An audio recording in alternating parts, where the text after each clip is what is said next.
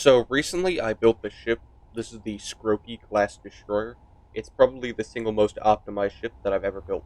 And it's like a frontline sort of 1v1 destroyer. It's not really meant to take anything more than one target at a time. As you might note, there's a lot of exposed components just chilling around. And if it gets shot at from other directions, it just kind of dies because there's not much in the way of armor.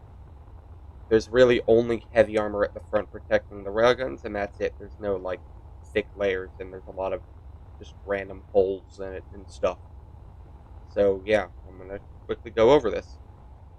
This ship, for stats, this ship has 14 rails and 14 arty turrets. It's about 11,000, 12,000 PCU-ish. It weighs about 1.7 thousand tons without ammo. However, this one has ammo, so the reading's going to be off. And it also is very, very fast. The whole idea of this ship was, let's beat a grav drive ship without using a grav drive. So I gave it a lot of upthrust. And then to counter that upthrust, I slapped 4 large hydro tanks in here, because why not?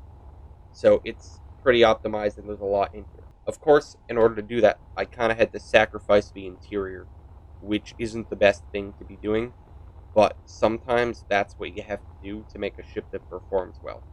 For a quick outside tour, you'll note that it makes use of this interesting color scheme that you probably haven't seen before.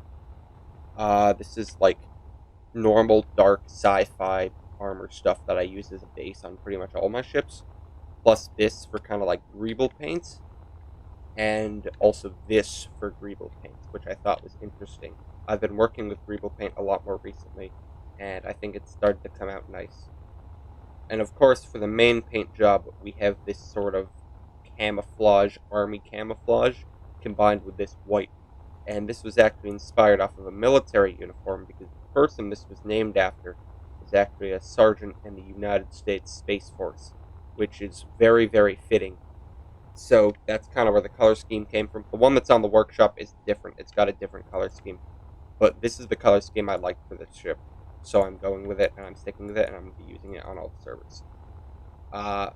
As with most of my ships, it follows the style of just have a big triangle and put super-fired artillery turrets on it, and then put railguns at the front. This is probably one of the most interesting front designs I've ever done. I think it's pretty cool, although it could probably be a bit greebly. These artillery turrets down here don't have the best firing angle. Admittedly, this is like the most stupid thing I could have done. I just kind of blocked off their firing angle. But it is what it is. It's going to stay like that. They at least get one barrel off. All the rest of them, though, have pretty good firing angles when aiming straight at your target.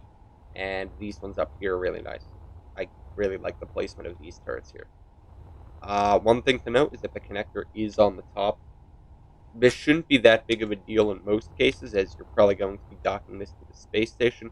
However, there are going to be some scenarios where you're going to have to dock it to a land base, and it's not really the easiest to dock this thing upside down. It doesn't have that much down thrust. As you'll note, there's a lot of just exposed stuff going around, and I think this is going to be a good point to go inside, and you can see the jump drive. What's nice about this ship is that you can pretty much access all of the stuff just by flying around in here, which is nice. You can repair everything by hand. Finally, we've got the cockpit just slotted in here, and we've got the survival kit. We can see that we're a little bit heavier than the 1.7 thousand tons that I said earlier, but that's just because this one has ammo in it. This is the acceleration we get on the ship, which is really good.